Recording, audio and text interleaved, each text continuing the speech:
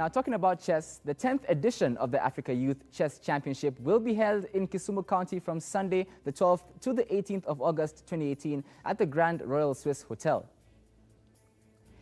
This year's competition has attracted players from 13 countries. East Africa will be represented by Kenya, Uganda, and Tanzania. Other participating countries include Zambia, Zimbabwe, South Africa, Botswana, Namibia, Angola, Cameroon, and Somalia. North Africa will be represented by Egypt and Algeria. Youth Chess Championships. We are having 12 countries that are coming in. Among them are Zambia, Zimbabwe, Egypt, Algeria. We have our neighbors here, Tanzania and Uganda.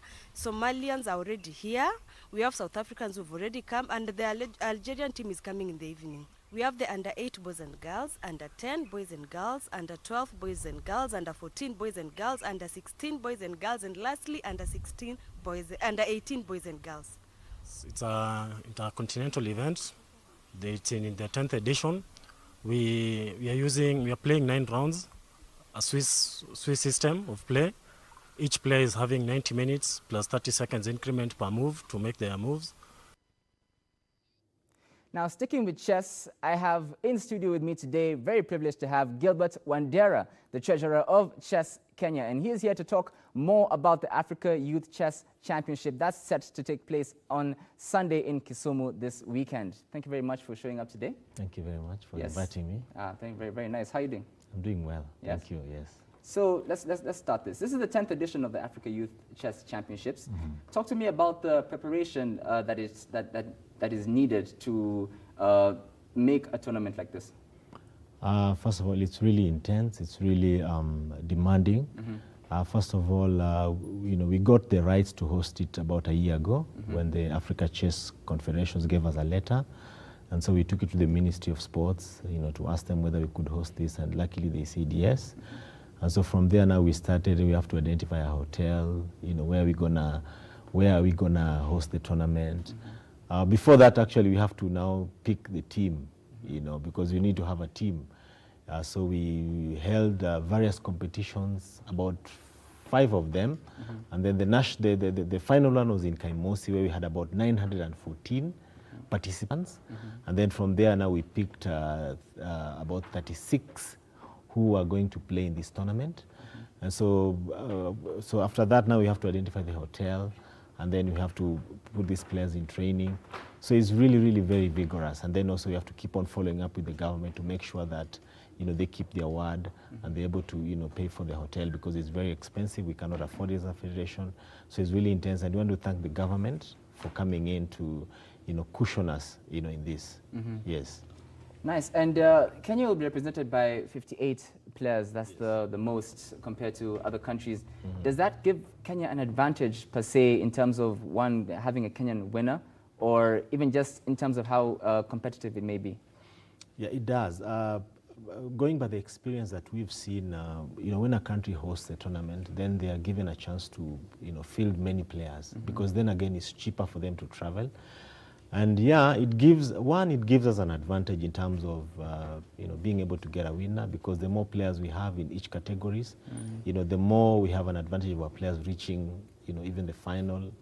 And then the other thing, other than just that, is also it's giving our players also exposure. That is very, very important. It's probably more important than even winning. Just the amount of exposure that our players will have, because some of our players, some of them have never played any other player from outside the country, so they get a chance to play. And so it's very good that we are hosting this number of players, and I'm confident that we're going to do very well. Very nice. Yes. And for those that are not familiar with the game of chess, perhaps they've just seen it on TV, or perhaps they've seen their friends playing it, please explain to us the game format that will be played as a 9-round Swiss event with time control of 90 minutes plus 30 seconds. Okay. First of all, each category will have we'll have the under 8 category, boys and girls, up to the under 18 category, boys and girls. And then each category has a particular number of players. And so what happens, the Swiss system is they are given, they'll play 9 rounds of competition, beginning from Sunday afternoon and the last round will be on Saturday in the morning, before we have the the closing ceremony. So how it works is that the Swiss system, it pairs the players, not necessarily, they don't have to play each other, all of them, as in if they are maybe 15, they don't have to play each other until the end. It's not like the round robin whereby each player has to play the other. So the Swiss is not, you can play, you can be paired with, what happens is when you start with the first round, normally they play like, the first round, and then those who win in the first round play each other in the second round. Okay. Yeah. Those who win in the second round play each other in the third round. Okay. So the players with the highest points, they play each other until the last round. And then also with every player has 90 minutes to basically make their moves until the end of the round. And then every time you make a round, you added 30 seconds. So that's what it means. That's what the increment of 30 seconds. Yeah. So it's very, very interesting. You mentioned 90 minutes. Yes. That requires a lot of patience from the opponent. Exactly. How does one maintain that composure in terms of trying to figure out what the opponent may or may not do? Well, it's quite taxing and it's quite intense, and that's where now experience comes in, because when you say 90 minutes with an increment of 30 seconds, it means a game can last even up to 5 hours. Yes. Yeah. So sometimes they can start playing at 3, they end up at 9 or 7. Yeah. So it takes a lot of character for you to be able to relax. But again, you have to really relax, study your opponent's moves, and then even as they make a move, you have to think about the next move, Yes. and the next move, and the next move, like that. Yeah. Well, that's the only 90 minutes I know is football. So Yeah. and I know how intense that can be. Yes. So I can imagine with chess. But Yes. the under 18 boys category has attracted the Egyptian international Kandil Adam, who is the highest rated player at this tournament as far as the under 18s are concerned. Yes. What is your take on him as a player, and will he face the proper competition here in this tournament, more so from the Kenyan players? Well, I will not lie to you, but the North Africans, Yes. they are very intense and they're very tough, especially in those higher categories, the under 18, under 16. And so, yeah, he's likely to do very well. Yeah. But then again, also, there are some players from Algeria who will also give him a run for his money. And then also we have our own players here. We have, Sumit, Deshpande. I mean, he is able to also, do well. So it will not be easy for him. And then you never know. A game of chess is sometimes it depends on luck, depends on how you wake up. Probably he's away from home, so, Yes. Probably that will also be an advantage for our players. You're saying to motivate. home advantage plays a part in chess as well? Oh yeah, it does. Yeah. It does. Because, when you travel and you go to another country, you take time to settle. Probably the weather doesn't just agree with you. Yeah, so it actually does, yeah. It does, just like any other sport. Yeah, and so we are hoping that our Kenyans will be able to take advantage and do well, especially in that category, in those categories. Yes. Because the critical category, because it's from there now you go to the senior level. Yes. Now, what are your expectations for this tournament? How do you see the tournament panning out? We've really worked hard to make sure that everything goes according to plan.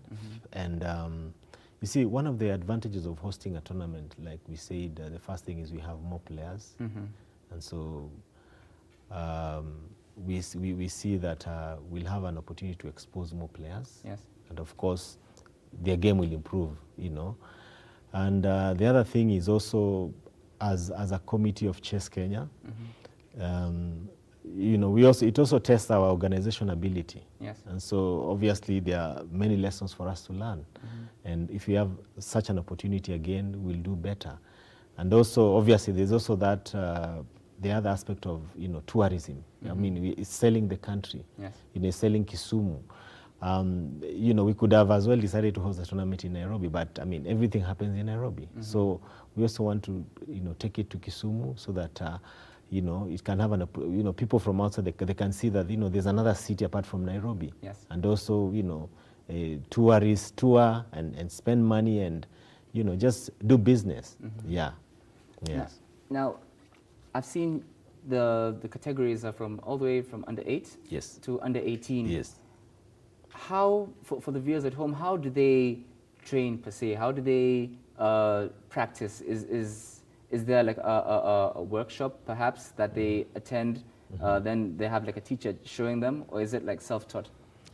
Of course, most of these players, if they're not, because some countries like North Africa, like I said, they're very tough. So some have even they incorporate into their school curriculum.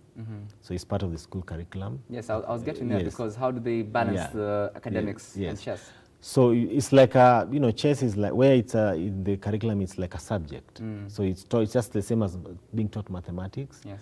English. So they just have a time to learn chess, in class. So it's the same thing. So, the question of balance doesn't really come in, because it's the same thing you're learning in class. And so the others are from academies, Yes. And so there are various academies in Kenya here. We have the Nairobi Chess Academy, Terian Chess Academy. These are academies that, they take players and they train them, and then they enter them into competitions to improve their skills, and their ability to become better. So that's how it happens basically in Kenya here. Okay. Yes. So, as a parting shot, chess as a game. Yes.